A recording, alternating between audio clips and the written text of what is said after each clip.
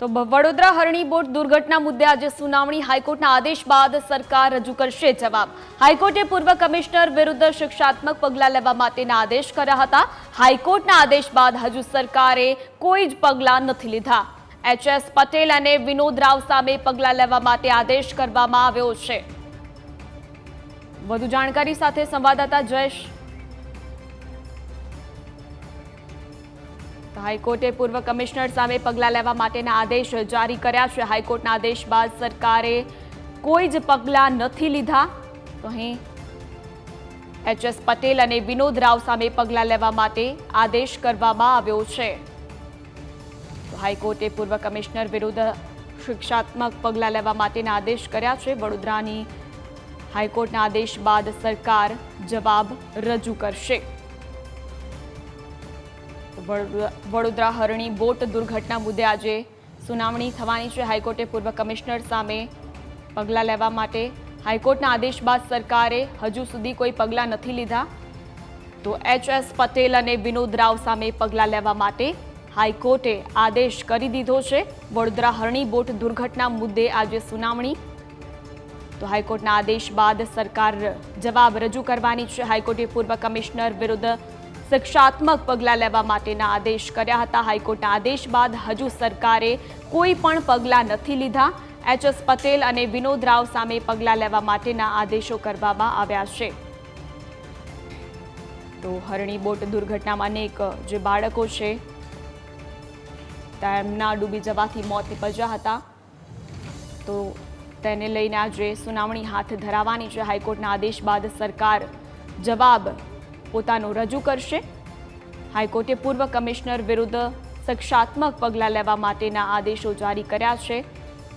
તો હાઈકોર્ટના આદેશ બાદ હજુ પણ સરકાર દ્વારા કોઈ જ પગલાં લેવામાં નથી આવ્યા। આજે સુનાવણી હાથ ધરવાની છે। એચ.એસ. પટેલ અને વિનોદ રાવ સામે પગલાં લેવા માટેના આદેશો કરવામાં આવ્યા છે। હરણી બોટ દુર્ઘટનાનો આ સમગ્ર મામલો છે। આજે હાઈકોર્ટમાં સુનાવણી થશે। હાઈકોર્ટના આદેશ બાદ સરકાર રજૂ કરશે જવાબ। હાઈકોર્ટે પૂર્વ કમિશનર વિરુદ્ધ શિક્ષાત્મક પગલાં લેવા માટેના આદેશ કર્યા છે। હાઈકોર્ટના આદેશ બાદ હજુ પણ સરકારે કોઈ પણ પગલાં નથી લીધા અને એચ.એસ. પટેલ અને વિનોદ રાવ સામે પગલાં લેવા માટેના આદેશ કરવામાં આવ્યા છે। તો હાઈકોર્ટે પૂર્વ કમિશનર વિરુદ્ધ શિક્ષાત્મક પગલાં લેવા માટેના આદેશ કર્યા છે।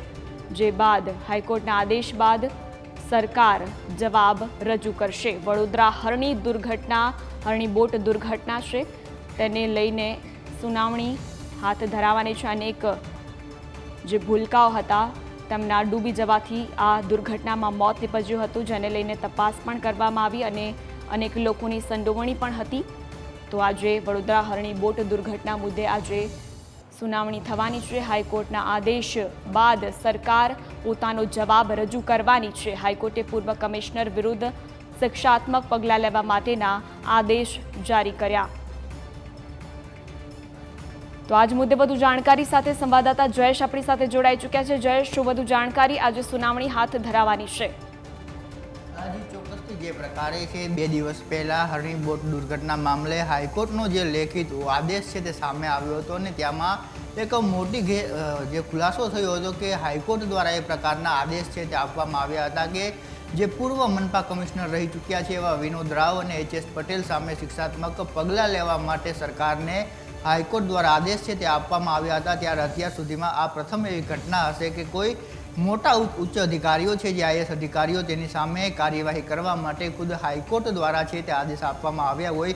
ત્યારે અગાઉ અનેક આવી પ્રકારની ઘટનાઓ છે તે ઘટી ચૂકી છે, જેમાં સુરતનો તક્ષશિલા કાંડ હોય કે પછી મોરબી બ્રિજ દુર્ઘટના હોય કે રાજકોટનો ટીઆરપી ગેમ ઝોન છે, તેમાં હજુ પણ કોઈ ઉચ્ચ અધિકારીઓ સામે પગલાં છે તે નથી લેવામાં આવ્યા। અને એવામાં જે પ્રકારે હાઈકોર્ટમાં આ સુઓ મોટો અરજી ઉપર સુનાવણી છે તે થઈ હતી ને ત્યારબાદ લેખિત આદેશ આવ્યો અને તેમાં જે સરકારના જીએડી વિભાગ છે તેને આદેશ કરવામાં આવ્યો કે જે ઓલ ઇન્ડિયા સર્વિસ હેઠળની જે તમામ કલમો છે તેના અંતર્ગત છે તે આ બંને આઈએએસ અધિકારીઓ છે, જેમાં વિનોદ રાવ કે જેઓ અત્યારે શિક્ષણ સચિવ છે અને તેઓ પણ મનપા કમિશનર રહી ચૂક્યા હતા અને ત્યારબાદ જે એચ.એસ. પટેલ છે કે જેઓ મનપા કમિશનર તરીકે રહ્યા હતા અને 2016માં તેઓ નિવૃત્ત થયા તેની સામે શિક્ષાત્મક પગલાં છે તે લેવામાં આવે અને શિક્ષાત્મક પગલાં લઈ અને આજે છે 12 તારીખ સુધીમાં સરકાર પાસે જવાબ છે તે માગ્યો હતો કે તમે કઈ પ્રકારના શિક્ષાત્મક પગલાં લીધા છે તેની જાણ કરો, પરંતુ હજુ સુધી છે તે સરકાર તરફથી આ બંને અધિકારીઓ ઉપર કોઈ પગલાં છે તે શિક્ષાત્મક રીતે નથી લેવામાં આવ્યા. તેથી આજે સરકારને છે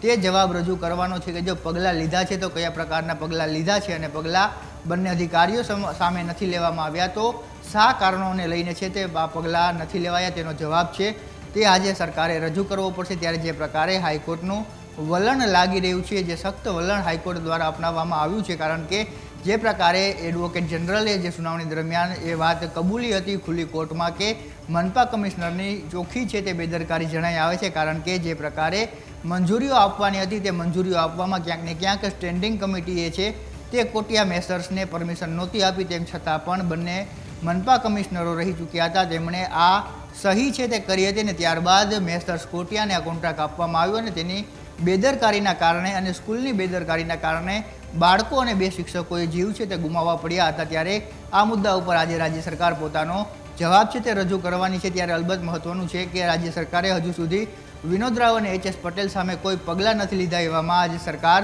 શું જવાબ રજૂ કરશે હાઈકોર્ટમાં એ પણ જોવું રહ્યું. જી જય, સમગ્ર વિગત બદલ આપનો આભાર.